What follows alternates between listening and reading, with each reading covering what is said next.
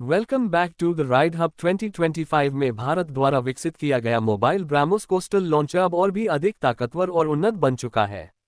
ये लॉन्चर भारतीय तटों की सुरक्षा के लिए एक महत्वपूर्ण भूमिका निभा रहा है। अब इसमें नई तकनीकों और मॉड्यूलर डिजाइन को शामिल किया गया है, जिससे इसे समुद्री इलाकों में तेजी से तैनात किया जा सकता है। पहले की तुलना में इसका वजन कम किया गया है और यह अधिक मोबाइल बन चुका है, जिससे इसे किसी भी चुनौतीपूर्ण समुद्री या तटीय इलाके में आसानी से ले जाया जा सकता है। इस सिस्टम को मल्टी एक्सल ट्रक प्लेटफॉर्म पर लगाया गया है, जो ऊबड़-खाबड़ रास्तों पर भी आसानी से चल सकता है। 2025 के इस नए वर्जन में फायर कंट्रोल सिस्टम को पूरी तरह से डिजिटाइज कर दिया गया है और इसमें AI आधारित टारगेटिंग सिस्टम भी जोड़ा गया है। ये ब्रह्मोस मिसाइल को लॉन्ग रेंज और सटीकता के साथ लॉन्च करने की क्षमता रखता है। अब ये सिस्टम पहले की तुलना में कम समय में लक्ष्य को लॉक करता है और रिएक्शन टाइम भी काफी घट गया है।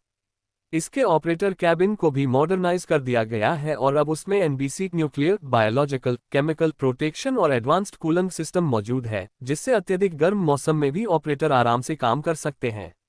भारतीय नौसेना और तटरक्षक बल के साथ मिलकर DRDO ने इस सिस्टम को पूरी तरह से टेस्ट किया है। इसकी लेटेस्ट ट्रायल्स अंडमान निकोबार द्वीप समूह और ओडिशा के तटीय इलाकों में की गईं, जहां इसने 400 किलोमीटर से ज्यादा की रेंज में दुश्मन के लक्ष्य को सफलतापूर्वक नष्ट किया।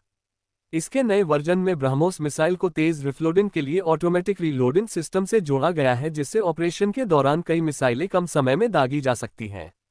ब्रह्मोस कोस्टल लॉन्चर का ये संस्करण अब नेटवर्क सेंट्रिक वॉरफेयर को भी सपोर्ट करता है, यानी इसे भारतीय नौसेना के अन्य जहाजों, एयरबोर्न प्लेटफॉर्म्स और ग्राउंड रडार सिस्टम्स से जोड़ा जा सकता है।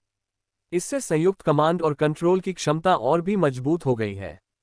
अब यह एक साथ कई स्रोतों से डेटा प्राप्त कर सकता है और दुश्मन की वास्तविक लोकेशन का पता लगाकर उस पर स्ट्राइक कर सकता है। इसकी ताकतवर क्षमता को देखते हुए अब इसे निर्यात के लिए भी तैयार किया जा रहा है। कुछ दक्षिण एशियाई और दक्षिण अमेरिकी देशों ने भारत के साथ इस सिस्टम को लेकर बातचीत शुरू कर दी है। खासकर जिन देशों के पास लंबा तटीय क्षेत्र है, उनके लिए यह एक शानदार डिफेंस समाधान है। भारत सरकार और डिफेंस एक्सपोर्ट एजेंसी इस दिशा में सक्रिय रूप से काम कर रही है, ताकि ब्रह्मोस कोस्टल लॉन्चर को आत्मनिर्भर भारत की बड़ी उपलब्धियों में गिना जा सके। 2025 के इस वर्जन में भारतीय निजी और सरकारी दोनों क्षेत्रों का संयुक्त प्रयास दिखता है।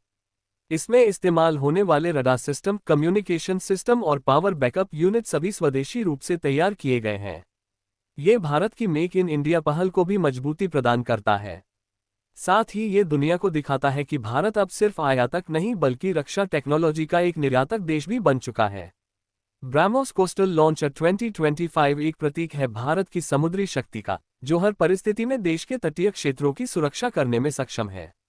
इसकी सटीकता, रफ्तार और आधुनिक तकनीक इसे विश्व के सबसे प्रभावशाली कोस्टल डिफेंस सिस्टम्स में शामिल करती है। आने वाले वर्षों में